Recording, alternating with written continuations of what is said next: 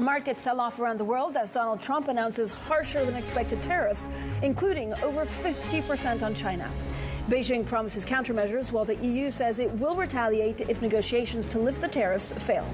And the UK is hit with 10% tariffs, but says it's still pushing for a trade deal with the US. We'll be speaking to the Business and Trade Secretary Jonathan Reynolds shortly. So the markets are not liking what they heard in the last 24 hours. I know we're all glued to the screen from the Rose Garden to trying to understand what was going on, what was being announced, and how countries would retaliate. Now, stocks are definitely tumbling on these bigger than expected Trump trade tariffs. The S&P futures down some 3%, NASDAQ futures down 3.3%. Again, this comes on the back of quite a little bit of a correction, actually, over the last 3 to 4 trading days. An update probably on the state of play of commodities. Again, a lot of folks on the markets and on the trading floors just trying to understand the implication of this new phase in the global trade war, which looks set to get a great deal worse. A couple of things we also need to watch out for is probably euro dollar, but also gold. Now, gold has definitely been the haven par excellence. You can see gold at 3128, euro dollar 109.77, then Brent crude again at 72.79. European markets also getting not the brunt of it, because I have to say there's not a lot of discrimination. Just like if you were a friend or a foe, you'd get hit by a lot of the tariffs. It feels like there's a bit of discrimination on the sell-off of the CAC 40 down 1.2%, similar moves for the DAX and the FTSE MIB. So for the conversations that matter and the insights you need, let's get started.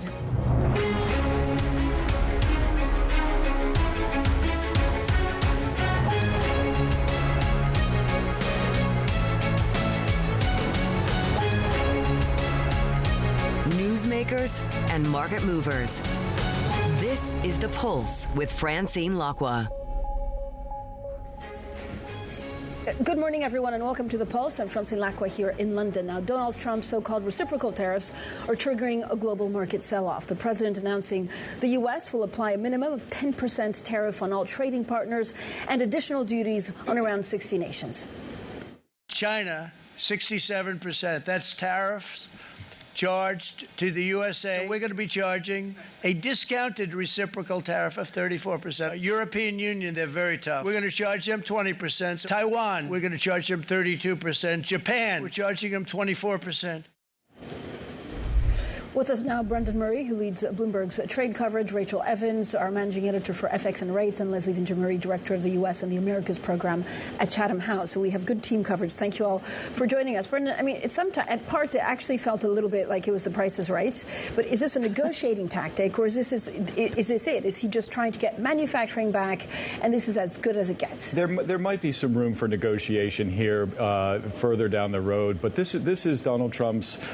This is the culmination of something that Donald Trump has been complaining about since the 1980s, that America, doesn't get a fair shake in the global economy, and in true Trump fashion, he didn't give us the nice round number. He gave us, many dozens of different numbers for different economies.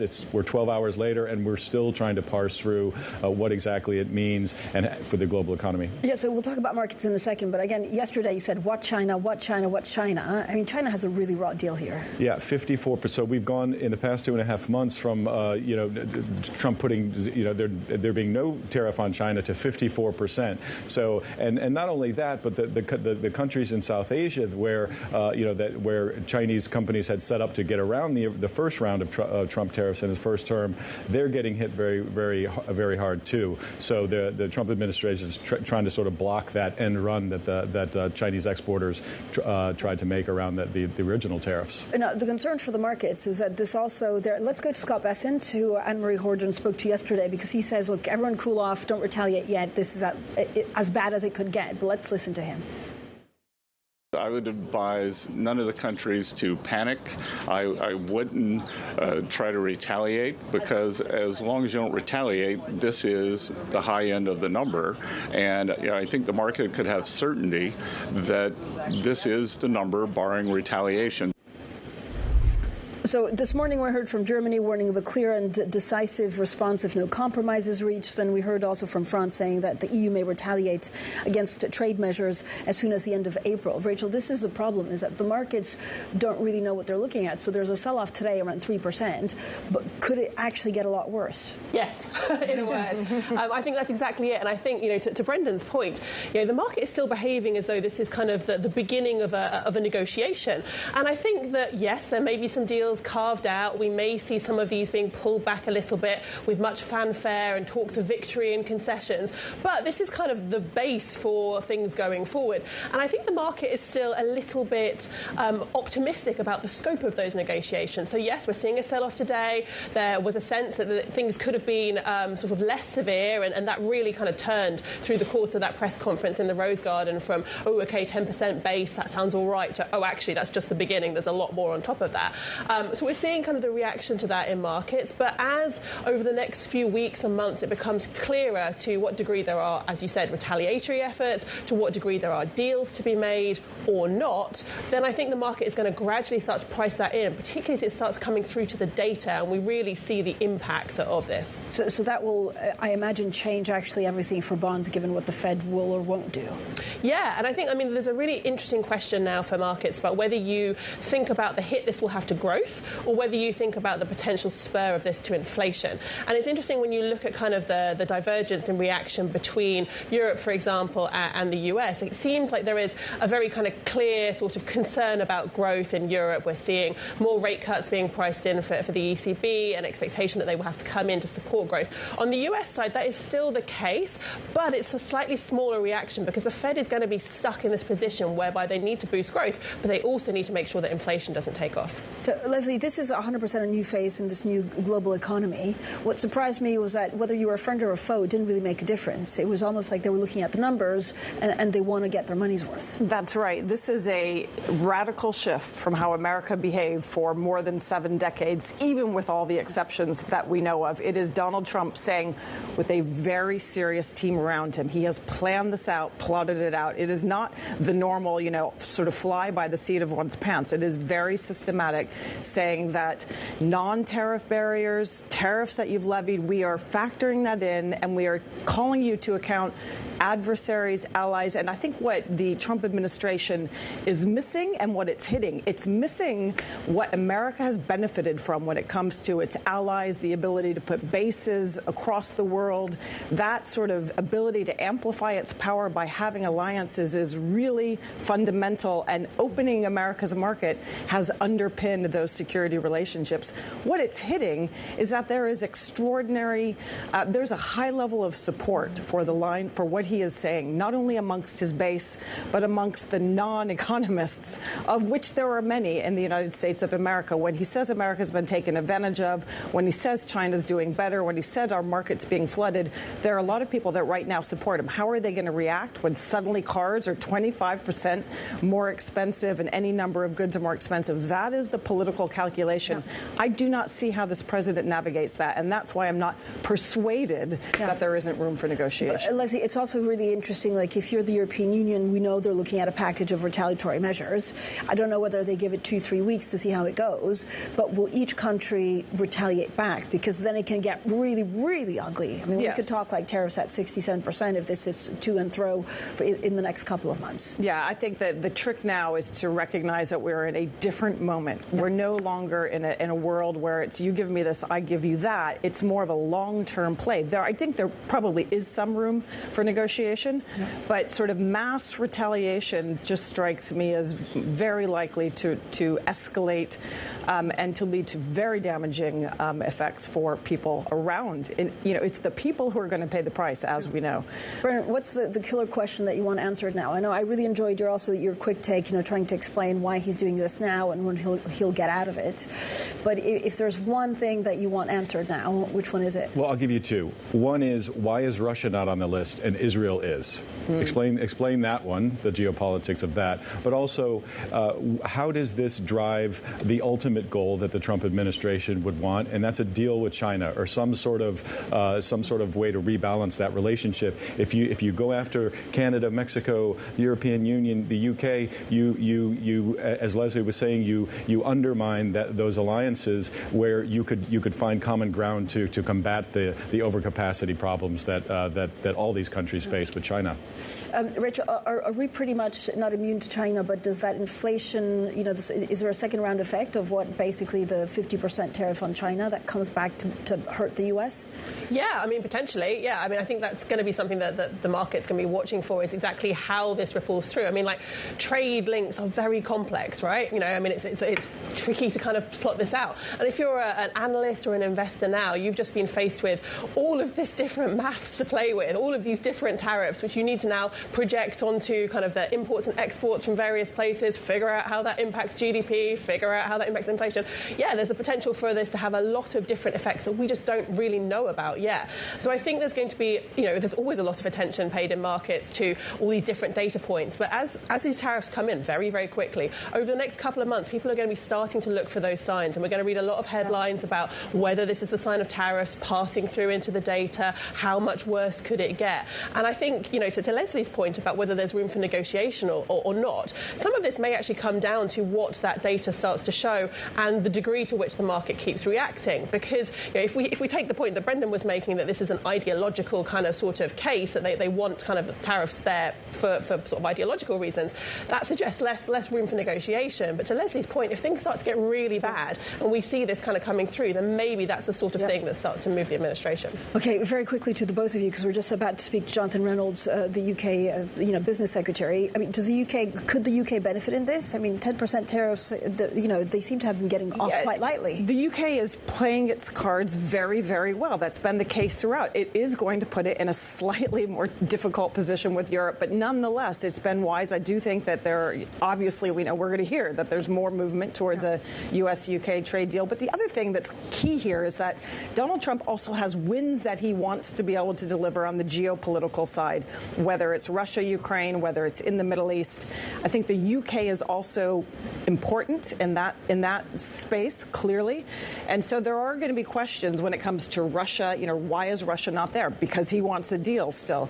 Potentially, that may well be the argument. So I think we're going to see linkage of the kind that we're not used to seeing. It used to be the case that you play by the rules on maintaining an open trading order and you have your alliances.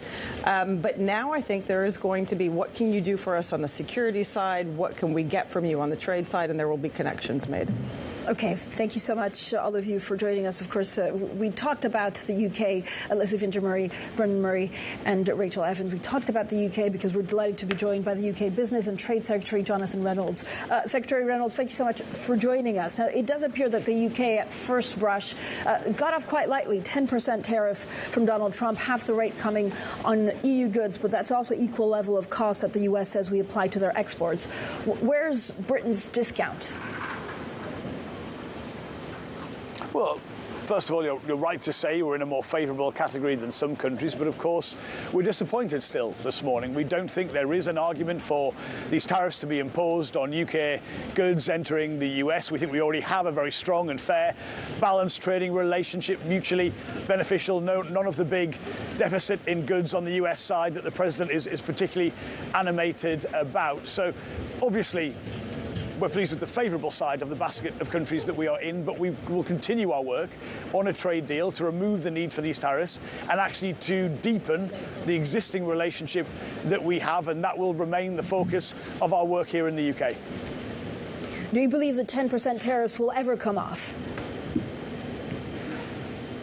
I believe they can do. I believe they can do. If you look at the existing relationship, extremely mutually beneficial. I think that is widely recognised on both sides. I think there's more we can do together, more that I want to do together. I mean, I want businesses based in the UK to have more market access to the US, and I want that alongside improving that EU relationship, improving the relationship with India, with the Gulf, all part of our trade negotiations, which I lead on for the British government. And I think that is possible. There's a conversation here about goods, about services access, about regulation, about economic security, all things that matter a great deal to us. And the plan for change the UK government is committed to has that economic security at the heart of it, and working with the US on a way forward is a very good way to deliver upon that. And the message I have to say I get from businesses here in the UK is, look, of course we're worried. Who could not be with announcements of this kind? But we support the British government remaining calm and engaged and trying to find the right way through this. I mean, one effect of this move is to drive a wedge between the EU and the UK. Some are actually calling it a benefit of Brexit. But how do you build a relationship or build a closer partnership with Europe while heading in different directions? Look, I do not accept the case that's sometimes made that the UK has to pick between our two most important trading partners. There's a whole set of things I know we could work more closely with the US, a whole set of goods and services and market access regulatory changes that would really improve that. And I believe that can be done whilst maintaining the space we need to do what we call the EU reset, the focus on improving the trading relationship with the EU, recovering some of the damage that was caused to the UK economy by the way that Brexit was handled. Those are not mutually exclusive. They're really not. We can do that in a way which gives us what we need and actually helps the EU and helps the US with that strengthened trading relationship and to build on the opportunities around the rest of the world. I'm really excited by the work I've done with my counterparts in India and with the Gulf. I think there's a really exciting position. And what I want is to be able to say, in a difficult world, a challenging world, if you come to the UK, if you base yourself from the UK, we will be the best placed jurisdiction to do business with, no matter where that business is. But what do you think is the next step in negotiating with the US? Look, I've already been in touch with my counterparts. Actually, this morning, already before I came on the media, I have to thank Commerce Secretary Howard Lutnick and US TR Ambassador Jameson Greer for their engagement, for their availability. A lot of countries in the world will clearly be wanting to speak to them, but we built a relationship where I think it gives us the space to have this serious conversation about a good way forward in both of our countries' interests. And of course, my Prime Minister and the relationship he's built with the President has been an important part of that. And indeed, the approach of the UK government around economic security, rebuilding the headroom in the public finances in the spring statement, all of that has been essential to giving us the platform we need. I believe that platform is definitely there. Secretary Reynolds, we know that the Vice President, J.D. Vance, has spoken about no trade deal without free speech. Has any of that come up in the conversations between the UK and, of course, the US? Has the topic of free speech, of the UK's online harms bill come up in negotiations or even just conversations? Look, those issues have been raised by the US diplomatically more widely, those references that you have given, but they haven't been a material part of the trade negotiations that we have been having. I will obviously say, and I think I can defend this pretty strongly, the UK is a place that has always had a proud record on free speech. We can point to our long history in that area. We're very proud of our history in that area. So I don't believe there are material concerns that would prevent a really strong, productive, effective trading relationship going forward, and indeed a trade deal that would make that even more opportune for businesses in the UK and the US. I know at the start of the interview you talked about forging stronger ties with other countries or other economic blocs. How is the progress on the Gulf free trade deal or even the India free trade deal going? Oh, look, I'm very excited by both of those. I was in India recently to formally restart our talks with India and actually to progress them with my formidable counterpart, Piyush Goyal, a really enjoyable relationship that we have and a conversation that we're able to take forward. I think there are real opportunities there for both our economies. A deal between the fifth and sixth largest economies in the world would be such a positive story right now. And again, the same is true of the Gulf. It's not quite at the same stage. Now, you know, with these deals, nothing is agreed till everything is agreed. And so we've made some fantastic progress so far. I do believe, by the way, the change of government in the UK, the political stability that has brought to the UK, has made it easier for the UK to engage in these conversations and do these deals. That's something the other side, the counterparts, will always want to see. We have that now. We have a commitment in the UK to use the big majority the Labour government has here in the House of Commons to push through pro-business reforms, to regulation, to planning, to things that really will make a difference. So it's a good place to be, and I'm excited about the future, notwithstanding some of these pressures we're talking about today more widely. Yeah, and it's really put the spotlight on actually getting a bigger industrial base, on focusing on, defence, on industrial plans, and aerospace. There are reports this morning that the government is also talking to Rolls-Royce about developing a next-generation engine. Could you confirm those reports? Is that something that would be welcome news and that the UK actually needs? I can't confirm any specific reports I've not yet seen, but I would say the commitment in the UK here to have an industrial strategy, which we'll publish just before the spending review in broadly about 10, 11 weeks' time, is a crucial part of making the UK more competitive. We've got to do that. We've got to address some issues. Some of them are regulatory, some of them are fiscal, some of them are long-standing pressures that haven't been addressed in the past. This global situation we're talking about today, obviously we've got to get trade policy right, but that doesn't detract from our ambitions on domestic competitiveness, whether that's in services, advanced manufacturing, creatives, clean energy, a whole range of things which we're very proud of in the UK, but we know we can do better. We had a great life sciences discussion yesterday with the Bio-Pharma Conference CEOs we had here in the UK across government. So that's our commitment across the piece, and we know we can deliver upon that, and how important that is to how people see the UK and choose to invest in the UK. Secretary, just one last final quick question. What do you worry about the most at this economic juncture, given the tariffs and what we heard from President Trump yesterday? Oh, well, look, any trade minister, any business minister is going to be concerned by some of the disruption, the impact of what has been announced yesterday. But we are, in the UK, focused on what we can do to make a difference, what we can do to put the UK in the best possible position, what we can do with friends and allies across the board. And that is our commitment from the Prime Minister to everyone in the British government. Obviously, I lead on a lot of that work, but I have great support from my colleagues to make sure we're in a position to not just resolve some of the pressures that we have upon us, but get to a much better, stronger position, and I'm sure we can do that. What a great pleasure to speak to you. Thank you so much, Jonathan Reynolds, there, the UK Business and Trade Secretary. Now let's get more analysis of Trump's tariffs with Rosalind Matheson, Bloomberg's EMEA News Director, and Beata Manthey, Head of European Equity Strategy at Citi. So thank you both for joining us. Beata, we were just hearing there from the Business Secretary of the UK, but overall the market is reacting it's not reacting well to what they heard about the tariff, but they also seem to be pricing in a wait-and-see negotiation phase. Are they wrong? Is there a lot more of a correction to come? Well, definitely the market has not priced 20% for Europe, right? Our assumptions, our models were suggesting around 10%, perhaps a little bit more. 20% by no means is priced in. If the market was taking it seriously, that this is 20% that is going to stay with us for meaningful periods of time, it would be lower, right?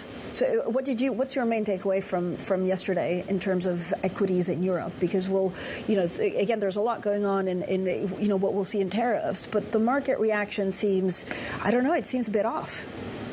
So in terms of takeaways for Europe, UK clearly relative winner. We've been saying that for quite some time, right? Some carve-outs for particular sectors like semis and healthcare, although there are still question marks about what could happen next with them. But overall, for me, when I put this 20% and individual sector different tariffs that have been announced, I get around 3% EPS impact for Europe. That sounds little, probably, right? Because this is just the tariffs in isolation. So the consensus EPS growth for Europe from this year of 7% would go down to around 4%. Our assumption was 5% from top-down perspective, right? But now the biggest worry is, of course, the second-order effects on the economy. Yeah. Because we are not talking tariffs only, right? We are talking, if tariffs stay there, we are talking slowdown in the US, slowdown in the global economy. There would be no winners from that situation. So just to put it into numbers perspective, let's say 50 basis points lower GDP in Europe would take away around 5% EPS growth, right? So with meaningful impact on Europe, which our economists are saying, well, if that stays, we could have even up to 1% hit on European GDP growth. That's EPS growth going to zero or below zero, right? That's by no means in the price. Yeah, and the problem, Ross, is that these models are constantly changing because it's difficult to see whether this is a starting point. We had, Donald Trump with that chart saying this is exactly what will happen. Then we spoke to Scott Bessent, who says, he's urging countries not to retaliate. So do things settle from here or do they get worse?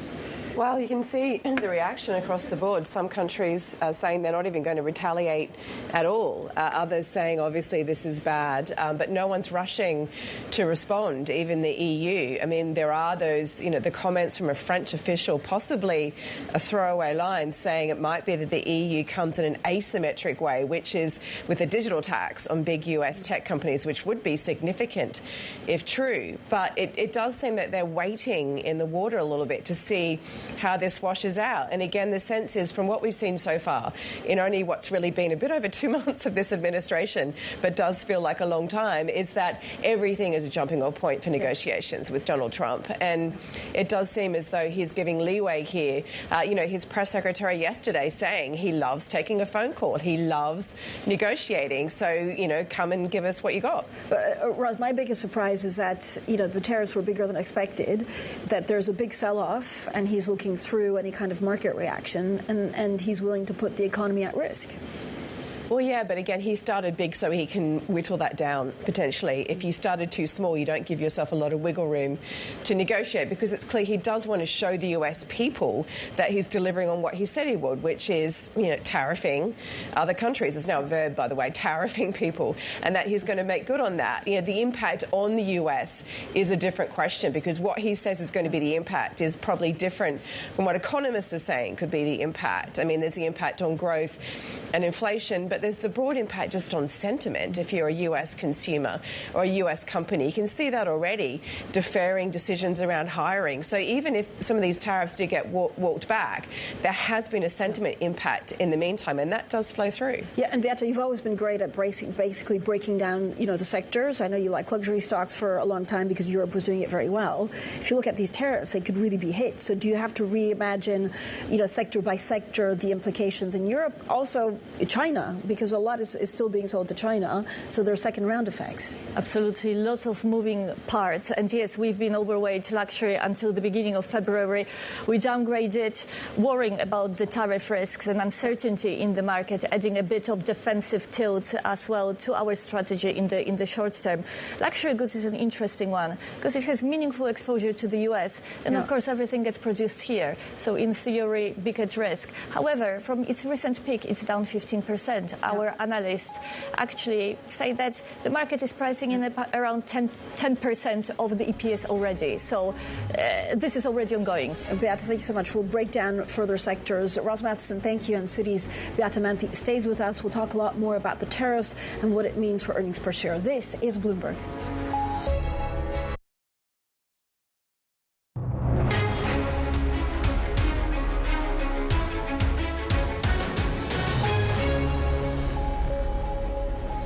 Good morning, everyone, and welcome to The Pulse. I'm Francine Lacqua here in London, and these are your top stories. Markets sell off around the world as Donald Trump announces harsher than expected tariffs, including over 50% on China. Beijing promises countermeasures, while the EU says it will retaliate if negotiations to lift the tariffs fail. And the UK is hit with 10% tariffs, but says it's still pushing for a trade deal with the US. Earlier this hour, the UK business secretary told us he thinks the tariffs can be removed. Now, still with us, Beata Manthey, head of European equity strategy at Citi. Beata, thank you so much for sticking around. We're talking about some of the market pricing around it, some of the quirks, but also because this feels like the start of a negotiation, it's unclear where we end up. When you look at earnings per share, I know you started doing the modeling and the calculations. Is the US or Europe worse off? So it depends how you look at it, right? If we only look at the tariff impact, US would be worse off. So our US strategists estimate around 10-11% EPS impact from the tariffs announced yesterday. For us, it's around 3% because, of course, 20% of revenue, European revenue, is exposed to the US, and a big part of it is already produced there that would be exempt from tariffs, right? So the number is smaller. However, Europe is cyclical, so second-order effects are going to be more important. Is global economy going into recession or not? So if, for example, I mean, the tariffs on Vietnam are huge. I think they're some of the biggest. Does Europe benefit if they don't have tariffs? I mean, how complicated actually is it to get a clear picture of how a lot of these companies will have to deal with their supply chain and if there are any benefits for Europe? think from broad assumption, what has been announced yesterday, there'll be no winners from that, right? Perhaps on a relative basis in Europe, you have the UK. But again, if we have global slowdown, if these tariffs persist, it's going to be problematic for cyclical markets overall and consumer demand. Beata, thank you so much for joining us today. That was, of course, Citigroup's Beata Manthey, head of European equities. Now, the European Union has vowed to retaliate after Donald Trump announced a 20% tariff on imports from the EU. The European Commission President Ursula von der Leyen said the move is a major blow to the world economy. We have always been ready to negotiate with the United States to remove the remaining barriers to transatlantic trade. At the same time, we are prepared to respond. We are already finalizing the first package of countermeasures in response to tariffs on steel. And we're now preparing for further countermeasures to protect our interests and our businesses if negotiations fail. Well, Bloomberg's Oliver Crook is in Brussels. So, Ollie, take us through the EU response so far. It's been one of the most robust responses.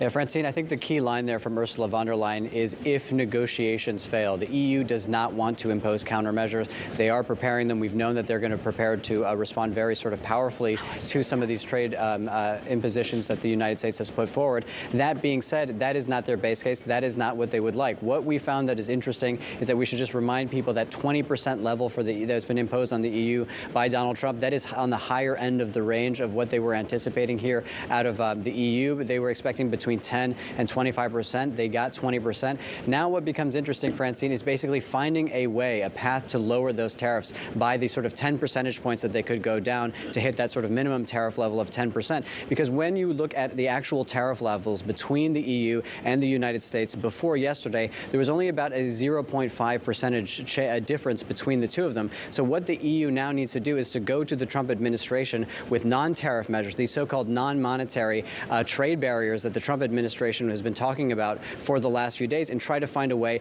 in order to reduce that level. Whether or not they're going to be able to do that, and of course, Francine, you can't really calculate that very easily. A tariff rate versus a tariff rate is very easy to calculate. A tariff rate versus a food regulation versus a digital tax is not as easy and as straightforward to figure out. You're also, of course, at NATO foreign ministers meeting. You're at NATO headquarters, and Marco Rubio's meant to attend. Will he talk about trade and tariffs? I'm not sure that he'll certainly be asked about it, and I'm sure it'll come up in the meetings. But here, sort of formally, the conversation is going to be about NATO, it's going to be about defense, it's going to be about Ukraine, and it's really an opportunity for these European foreign ministers to try to get on the same page as the U.S. administration. This is not a meeting where we're going to get a lot of concrete outcomes. This is a meeting that is really about messaging from the United States to the Europeans. As we know, the Trump administration wants the Europeans to take more of a greater hand in their own sort of defense, on a greater hand in the sort of future arrangements with Ukraine. But really, when we get to the bottom of it, at the situation here for the foreign ministers is they don't want to have any surprise from the United States. They don't want the United States to turn around one day and say, listen, we're going to be withdrawing some of our troops from the bases here in Europe. We are not going to be as committed. We've got that sort of broad messaging from the United States. But what they really need is to understand what is inside the mind of President Donald Trump and Secretary of State Marco Rubio. And that is what these meetings for the next 2 days will be all about. Ollie, thanks so much. Oliver Crook there with the very latest, of course, from Brussels. Now, Beijing vowing to retaliate after President Trump hiked levies on China to more than 50%. Let's also go to Bloomberg's Jill Dices in Hong Kong. So, Jill, what's the latest on the Chinese response so far?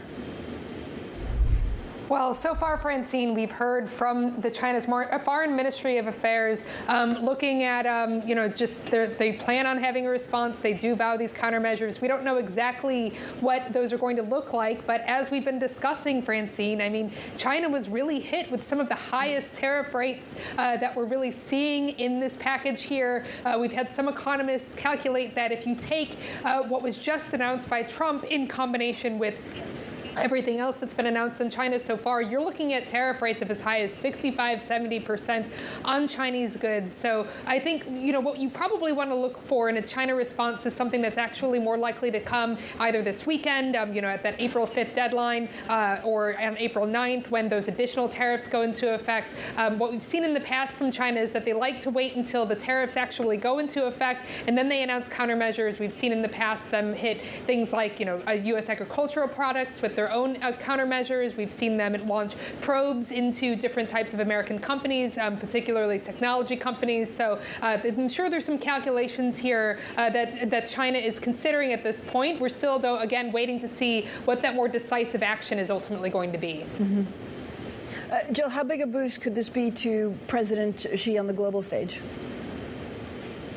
Well, I mean, Francine, one thing that I'd really look at here is, the other types of countries that have really been affected by these tariffs. I mean, you're looking particularly at Southeast Asia, where you're seeing, places like Vietnam be hit with a 46% tariff increase involved in this big global package. You're looking at other places like Bangladesh, like Sri Lanka. I mean, I think that if you're China right now, you're probably looking at places within region where you might be interested in developing closer geopolitical and economic ties, and how you can sort of take advantage of the fact that, are these tariffs going to lead to fraying relationships between these types of nations and the United States? So again, if you're Xi, obviously you're focused on, protecting your own country. I'm sure China's considering some types of measures, perhaps stimulus, in order to shore up its own domestic economy. But you have to imagine they're also looking for opportunities there to sort of take advantage in particular economies where maybe there's that fraying of relations between those places and the United States.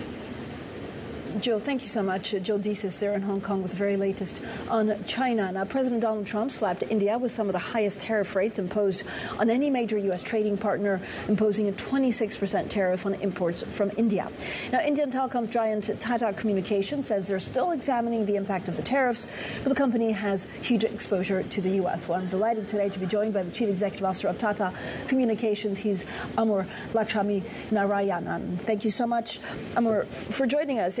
It's a big day, as markets and I think a lot of chief executives are trying to figure out what the tariffs mean for their companies. Yes, yeah. How are you modeling and thinking about it? I think we can look at it from two perspectives. One is, what is the impact in the short term?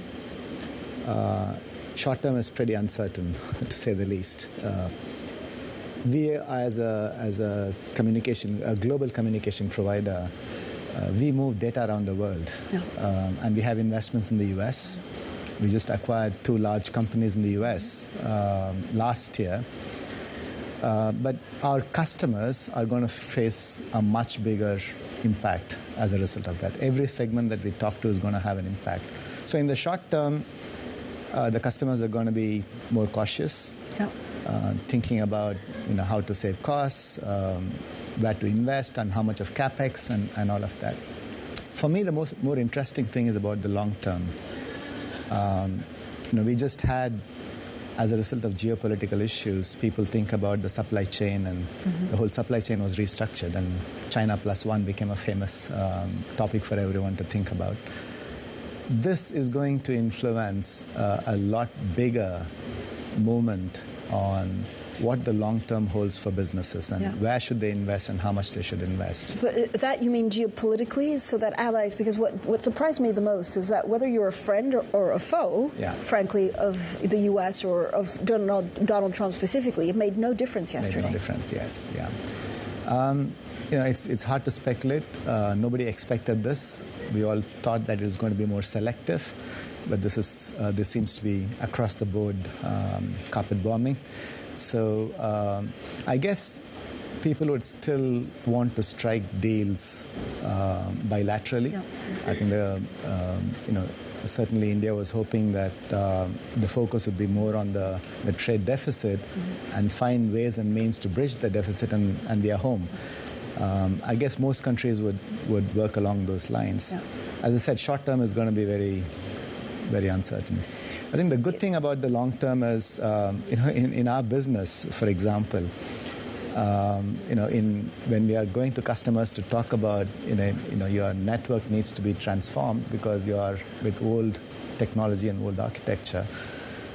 people who think about that in the long term benefit a lot more and structurally alter their technology foundation, alter their cost structures and so on. I believe this is going to give them such opportunities to think about more long term. I mean, I know you mentioned 2 acquisitions, and this is basically also to scale up. How's the integration going?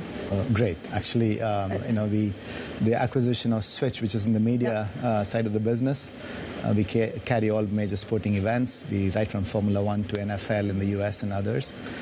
We acquired a major production capability which we did not have. And as a result, we are able to win new opportunities. So recently we announced that the World Athletics that's going to happen in Tokyo. So we are going to be not just carrying the signals from Tokyo to around the world, but we're also going to be producing that. So these acquisitions have enabled us to bring a lot more capability to Tata Comm. So that was on the media side of the business. We had another acquisition called Kalera, which was a listed entity in the US. And that brings us enormous capability on all the enterprises wishing to interact with their consumers.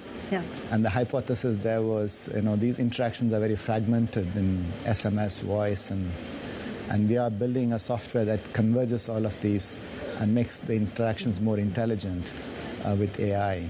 I mean, I think you're also building an AI studio in the U.S. So how quickly can that come? And again, how much of your revenue is internationally now, and how much is it changed because of the tariffs? No, it's about 50-50. Our international business is about 50% of our overall revenues, and we are growing faster in the international business. I think because we have such an attractive proposition for customers, and we call ourselves the digital fabric. How do you manage the infrastructure, the digital infrastructure? We are getting great response from our customers. But the impact on tariff is going to be interesting. As I said before, those customers who think about their long term and how can they fundamentally alter their cost structures. So I was in an earlier meeting this week with JLR, with whom we announced a very large deal. They told us that last time they transitioned the network, it took them more than 3.5 years. And this time they're going to do that in less than 16 months. And they're going to be saving millions of dollars and pounds. So this will have a long-term implication for them where they have altered their cost structures fundamentally. So that's the opportunity we see. People are more worried about short-term. We'll have to see how to help them. But we are more interested in the long-term, how we can help. When are you expecting to open the AI studio? The AI studio is part of our AI cloud, which we launched. It's called Vayu. So we say data is the new oxygen. And if data is the new oxygen, Vayu in Sanskrit means it's the air and the environment. So we want to have a fresh breath of air and inject that into the data. So that's what we launched. But this AI studio is available for global markets. And interestingly, there are very many new use cases that we are allowing and helping customers to develop on top of this AI studio. And I know you mentioned some of the sports streaming, but in general, when you look at global live streaming, how is that going, and how much bigger do you want to be in that part of the universe? Oh, I think the potential is enormous. So today, if you look at all the major sporting events, Tata Comm will have a touch at some point in time, right? So whether it's the Formula 1 or the cricket matches or the ATP tennis, as I said, the World Athletics. So we have a major share in all the global sporting events. And we are now beginning to help the broadcasters. We just signed a deal in Latin America with one of the broadcasters who wanted to change their technology completely. And we are a major partner for them to change their technology landscape. It's a long-term deal.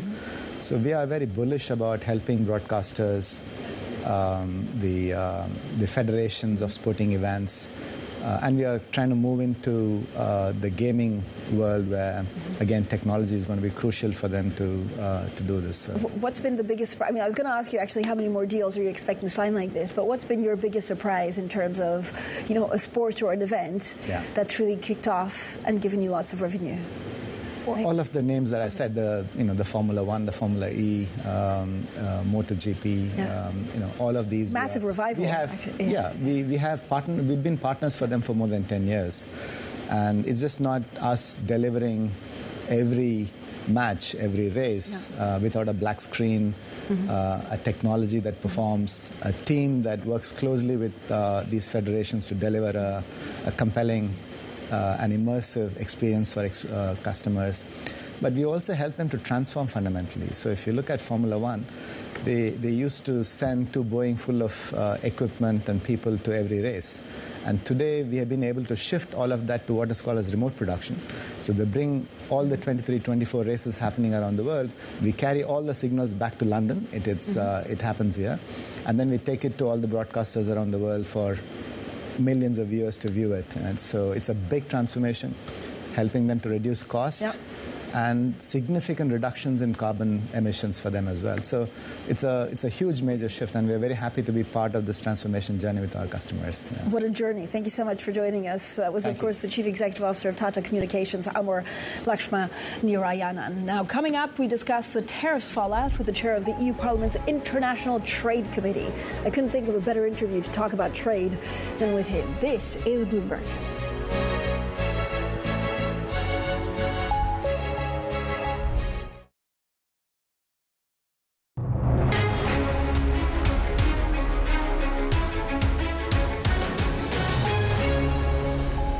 It's the perfect entree to let's make a deal. He's ran on this for the last 4 years, really, is that he needs to make sure that the other countries are paying what they deserve. There was nothing truly consistent about this rollout. Each country truly is affected differently and to a higher degree than what I think many were factoring in. I would advise none of the countries to panic. I wouldn't try to retaliate, because as long as you don't retaliate, this is the high end of the number. It's going to be a very, very bumpy road, and we may well look back on this as sort of a knife edge of the economic prosperity of the United States for some time to come. Some of the voices there we've had on Bloomberg reacting to Donald Trump's latest round of tariffs. Now let's bring in Bernd Lange, the chair of the EU Parliament International Trade Committee. Mr. Lange, thank you so much for joining us. These tariffs seem to be much worse for Europe than probably expected. What is the way forward? Does Europe need to retaliate? Does the EU need to, threaten now, or wait and see? No, of course, we see these tariffs as unfair, unjustified, because we are sticking to the international trade rules, to the rule book of the WTO. And therefore, we have the right, and we will retaliate. And the first tranche will be on the steel tariffs, which are in force since the 12th of March. And this will come, I guess, to the table on the 14th, 15th of April. And regarding the 20% on all, we will have a concrete investigation what the damage will be. And as you know, we are reacting always proportional, not really trying to escalate. And then we will have a second tranche, perhaps in 1 month. But what do you see as your biggest concern? I know we were talking with, our EMEA news director, Ross Matheson, and she was saying, look, the concern at the moment, which it hasn't been quite fully appreciated, is that you also have countries telling their companies to go and find other markets. If every country in Europe is telling their companies to go and find other markets, there's going to be a scramble to try and sell in some of these alternative markets. Yeah, of course, we are looking to reliable trade partners, no doubt about. We have a network at the moment from 44 trade agreements with more than 70 countries. We are negotiating and concluding an agreement with the Mercosur countries. We are negotiating with Indonesia, with Australia. Yeah, we want to have a stable network with reliable partners so that at the end of the day, the dependency to the United States is not so big anymore, because we can't really trust the future in our trade relations. And look, we have, in average, 5% tariff tariffs between European Union and United States. And if you put the average formal tariffs on the volume of trade, we have maximum 2% tariffs on the trade relation between European Union and the United States. And therefore, this figure of 39% and even this 20% tariffs is totally unacceptable and gives really insecurity. But do you think, Mr. Lange, that actually these tariffs will stay? Will they get better? Again, it feels like the next couple of weeks are very crucial in terms of negotiation. Do you think they could actually be lifted? Let's see. So our problem at the moment is not really knowing exactly what is the aim of this whole exercise. And of course, we are ready to negotiate, and we offer a lot of possibilities to talk on our bilateral tariff system, to talk about additional possibilities of buying goods in the United States, also regarding investment opportunities. So, but it needs two for tango, and we are waiting of a concrete possibility to negotiate with the U.S. administration. What do you think they want right now? Is there something that the EU could offer them to try and temper the blow? First of all, we have to identify the areas of negotiation. At the moment, we are not offering anything because we are threatened by these tariffs. Sir, what do you think is very critical at the moment? Who will reach out to the Trump administration? Do you know of any phone calls happening today, any communications? And if Donald Trump likes to speak to individual heads of state, how difficult is that for the EU and the EU Parliament?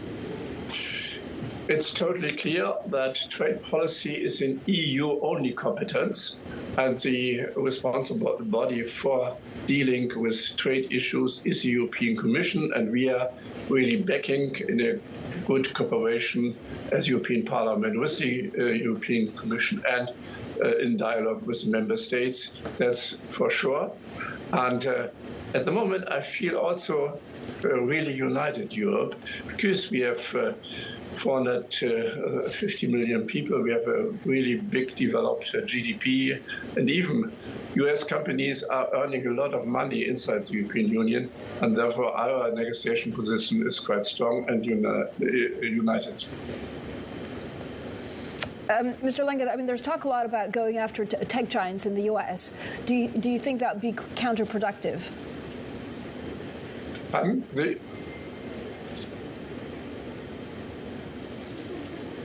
Can you repeat the question? Can you hear me, Mr. Lange? Yeah. Yeah, the question is there's talk about the EU talking tough and being tough on U.S. tech in a way to retaliate. Would that be counterproductive? We are looking, of course, to the measures, and we, as once again, we won't escalate, and therefore we are looking quite carefully what we are doing, and this is really depending on the pressure we are getting. At the moment, we are looking to specific goods, and you know the list, and this is not covering services at the moment. All right, thank you for joining us. Bernd Lange there, the chair of the EU Parliament International Trade Committee. U.S. futures, you can see, are down. We're seeing a big market sell-off, around 3% lower. Also, Tesla, Amazon, Apple, all also feeling the pain in today's trading session. This is Bloomberg.